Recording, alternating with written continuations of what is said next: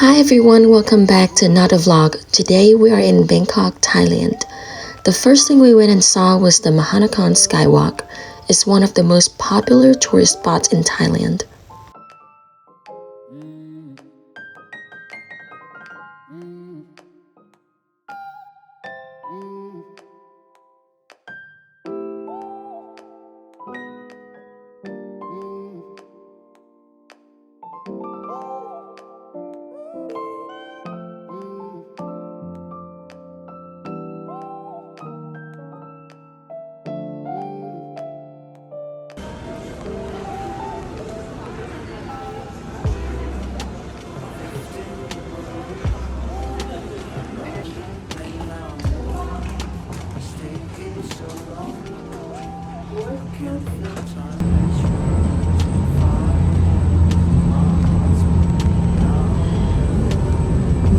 Này là bao nhiêu tầng thế nào? Này tầng 76 ghi trả đó nè. Rộng quá đây.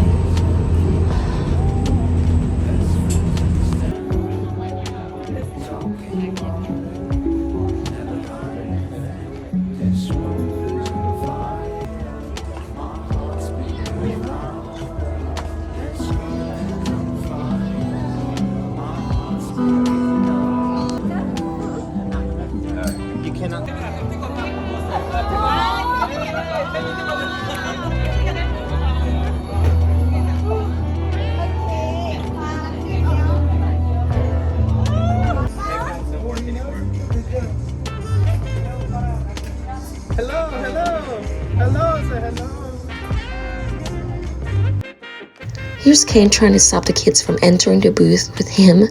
It's pretty cool because when you first walk in, it's a different scenery, and when you walk out, it's a different one. That's why it's called the Anywhere door. And Eden just loved playing in this booth with all the pretty lights and all the pretty graphics. She just had a time of her life here.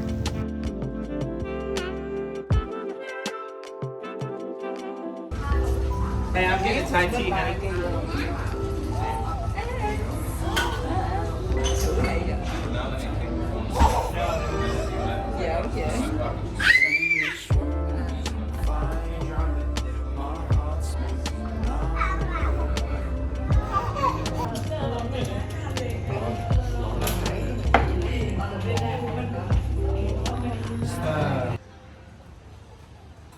In the evening, we went to Icon CM, one of the bigger malls here in Bangkok, and we were just blown away by the amount of food vendors they had here and the quality of the food.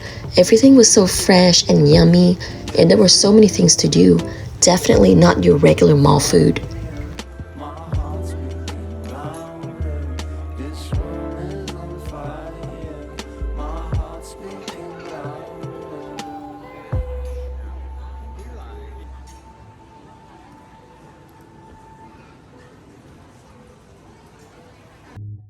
The next day, our original plan was to go to the Grand Palace, but first we had to stop by a street vendor to get my dad some long pants, because in order to go to palaces or temples, you have to wear long pants.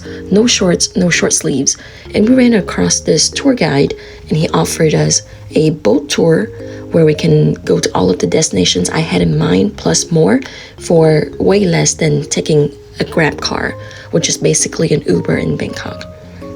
And here we are waiting for the gate to open to tour the city on the river, which was so bizarre because all these houses are probably decades old, if not hundreds of years old. And the people are just living in it, on the water.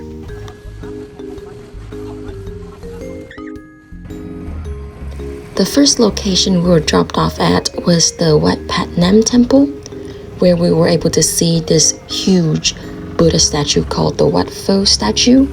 Here in person, you can see how big it is compared to just regular folks like us.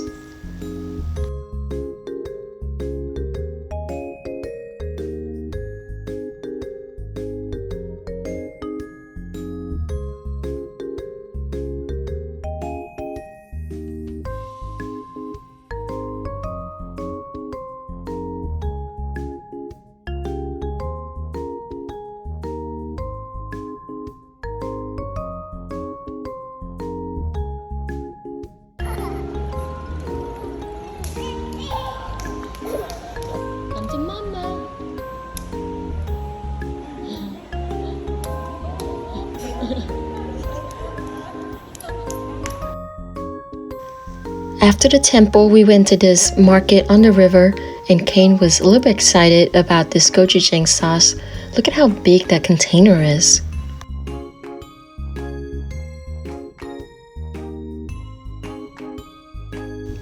The next location is one of my favorites. The Wat Arun temples consisted of multiple buildings or temples with really intricate details, and it really reflected the history and the religion and the culture here. One thing that I wish I had known about was the second entrance to the temples, because the way that we went through, we were not able to see all the rental shops where you can get like the traditional costumes. You can see some girls were wearing them here. The costumes are so pretty.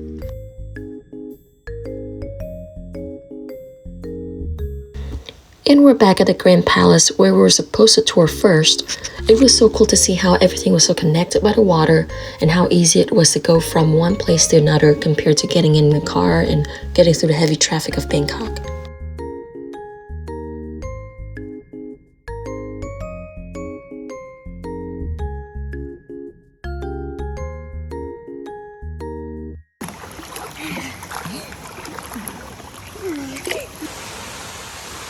Nó lớn lại mẹ.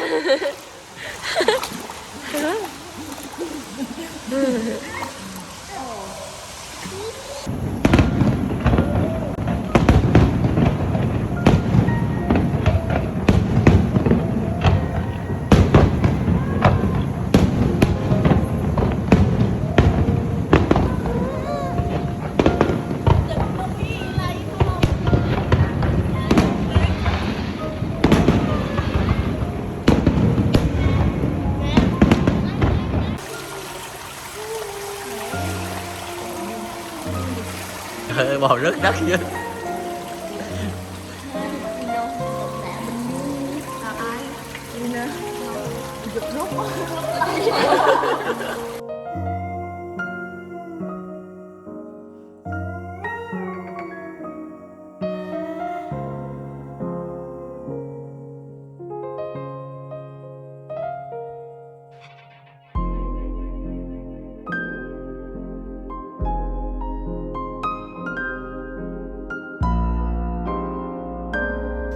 Later that night, my parents volunteered to watch the kids so Ken and I could have a date night in Chinatown.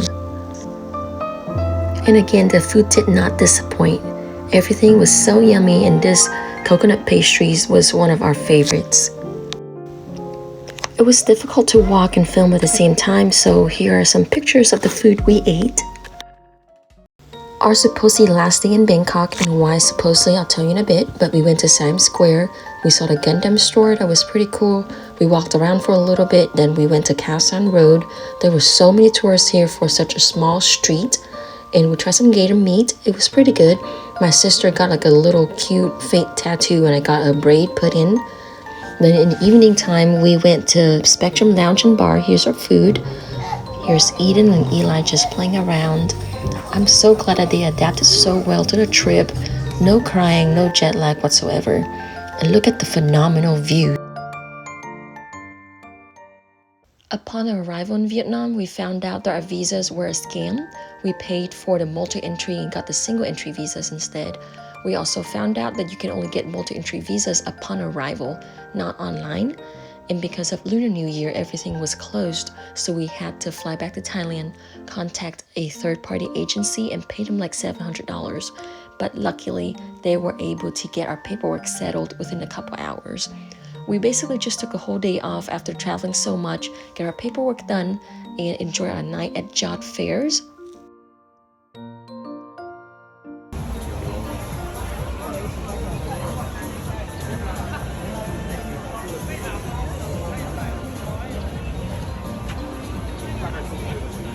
They are pretty good. Is it cut for him? That's very interesting. Yes. Okay.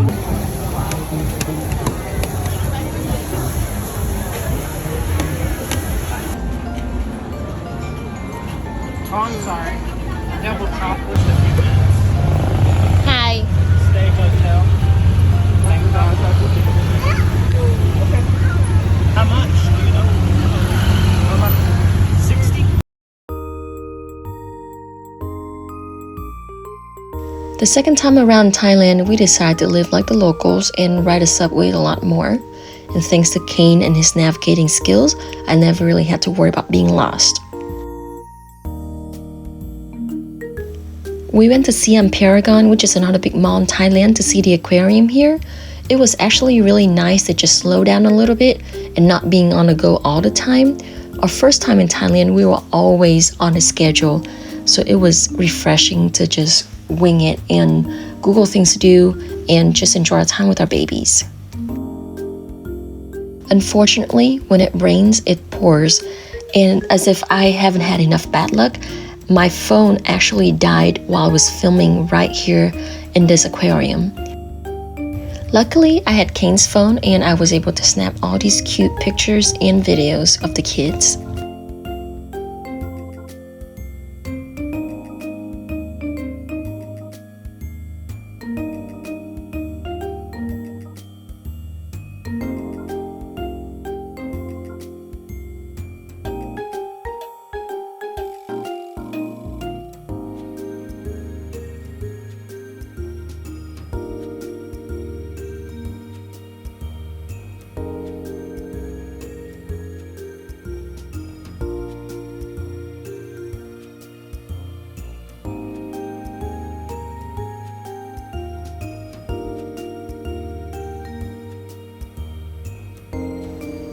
Later that night, we went to Icon Siam where they had the Apple store to try to fix my phone. Unfortunately, the associate told me that the phone was pretty much done for, and I'm not gonna lie, I cried a little bit. And unfortunately, because of the way the iPhones here are manufactured, they wouldn't work with 5G signals in the US, so I had to wait until I get back to the US to get a new phone. One lesson that I've learned during this trip is that when you're traveling, things are bound to happen, and it's better to go with the flow and enjoy every second of it. It's better to be present and living in the moment rather than stressing about checking all your boxes off.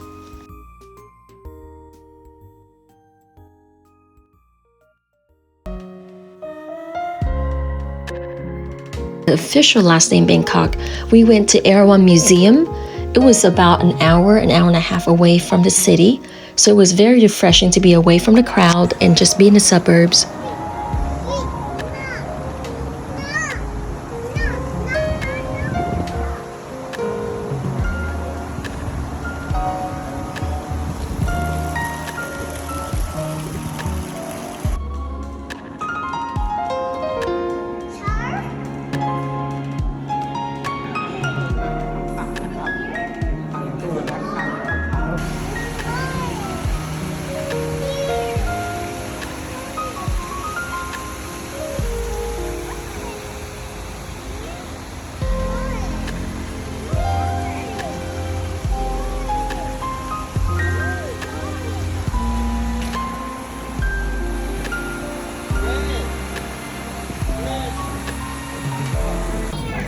And we arrived in Vietnam safe and sound, just 12 hours before our flight back to the US.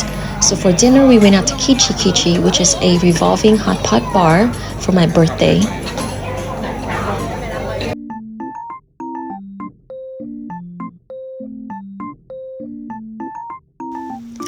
After dinner, we went and saw the Landmark 81 building, which is a skyscraper right here, and just kind of hung around the Landmark area. We call it Landmark because it's, where the Landmark 81 building is. It's very prime real estate here.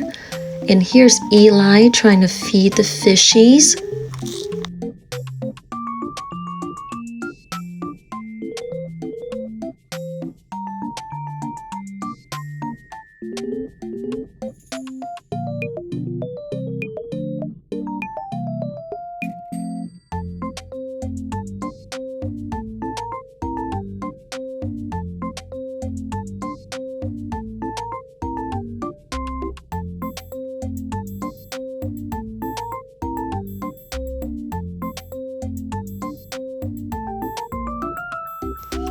And that wraps up our trip in Southeast Asia. We are so grateful for this adventure, and until next time, goodbye.